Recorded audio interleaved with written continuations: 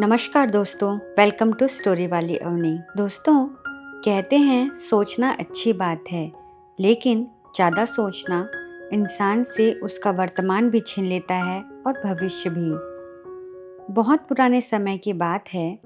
पहाड़ियों और घने जंगलों से घिरे एक छोटे से गांव धुरई में एक युवक रहता था, जिसका नाम था नयन।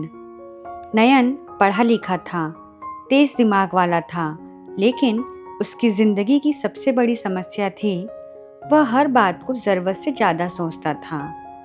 अगर कोई उससे कहता, नयन कल खेत में पानी डालना मत भूलना, तो नयन घंटों बैठकर सोचता रहता। अगर बारिश हो गई तो पानी क्यों डालूं? अगर न डालूं और बारिश ना हुई तो फसल खराब हो जाएगी। अगर फसल खराब हुई तो मैं गांव में कैसे रहूंगा?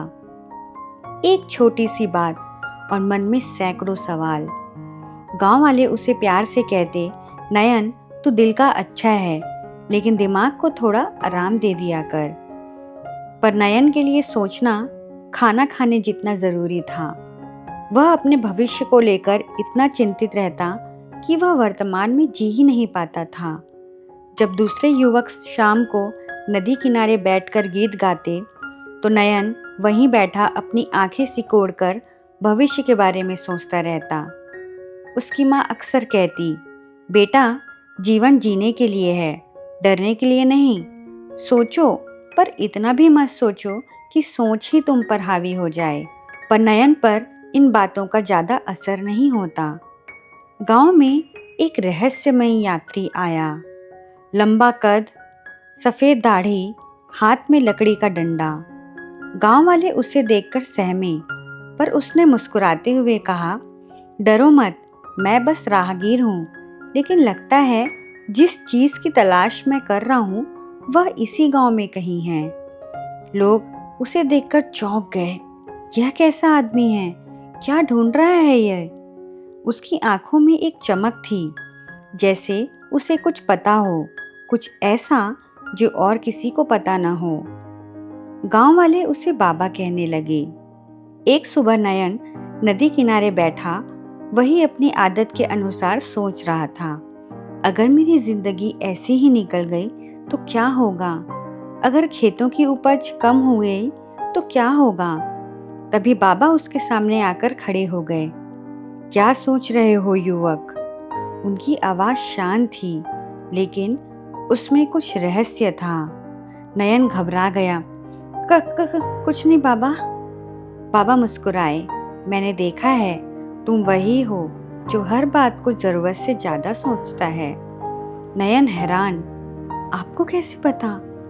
बाबा ने धीरे से कहा, क्योंकि मैं भी कभी ऐसा ही था। यह सुनकर तो मानो नयन के पैरों तले जमीन ही खिसक गई। क्या यह सच हो सकता है?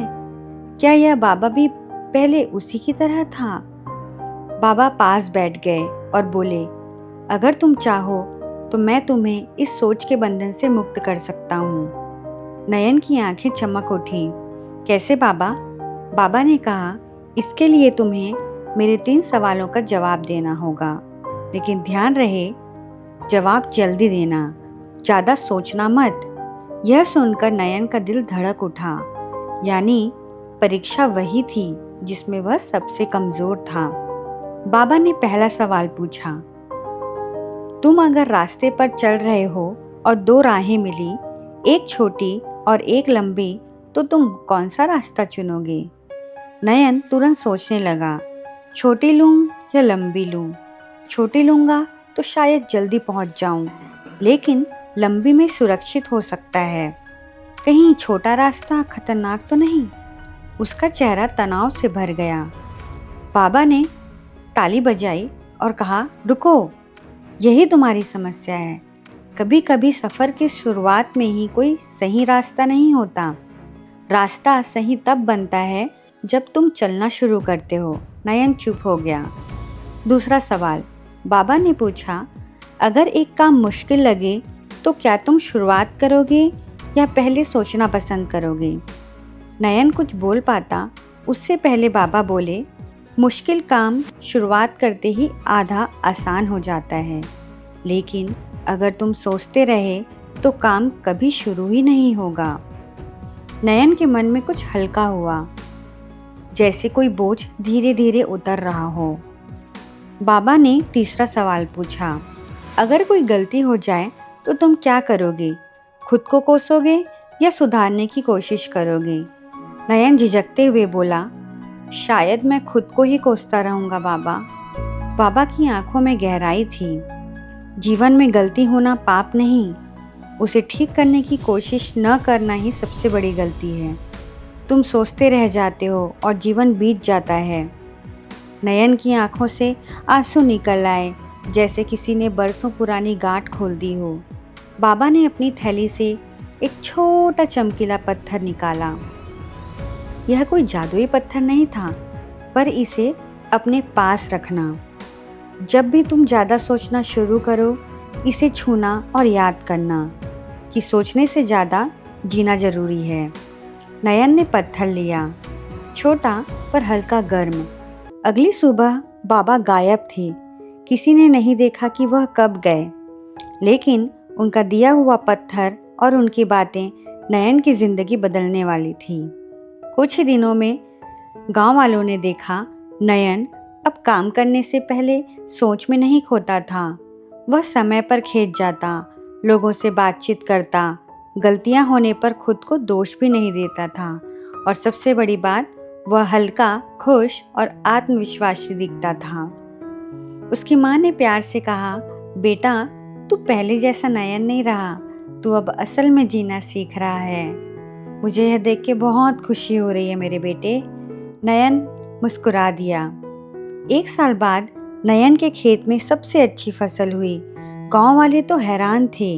यह वही नयन है जो ज़्यादा सोचने में पूरा दिन बर्बाद कर देता था। नयन हंसकर कहता, सोचना जरूरी है, लेकिन सोचना और ज़्यादा सोचना, इसमें बहुत फर्क होता है। उसकी यह पंक्ति धीरे धीरे पूरे गांव का मंत्र बन गई। एक रात नयन अपने घर की छत पर बैठा चांद देख रहा था। धीमी हवा भी चल रही थी। अचानक उसे लगा जैसे कोई उसके पीछे खड़ा हो। वह पलटा और दंग रह गया। वही बाबा, उसी शांत मुस्कान के साथ। बाबा, आप वापस आ गए। बाबा बोले, मैं तुम्हारे बदले हुए रूप को देखने आया था और देख लिया। अब मेरा काम पूरा हुआ। नयन भावुक हो गया। बाबा, आपने मुझे जीना सिखा दिया। बाबा ने आसमान की ओर देखा।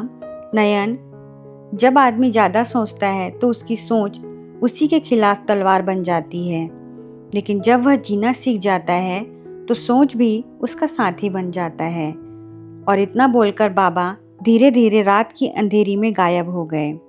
दोस्तों, इस कहानी की सबसे बड़ी सीख है, सोचना जरूरी है, लेकिन ज़्यादा सोचना जिंदगी को जंजीरों में बदल देता है। कभी कभी हमें बस शुरुआत करनी होती है, बाकी रास्ते तो खुद भी खुद बन जाते हैं।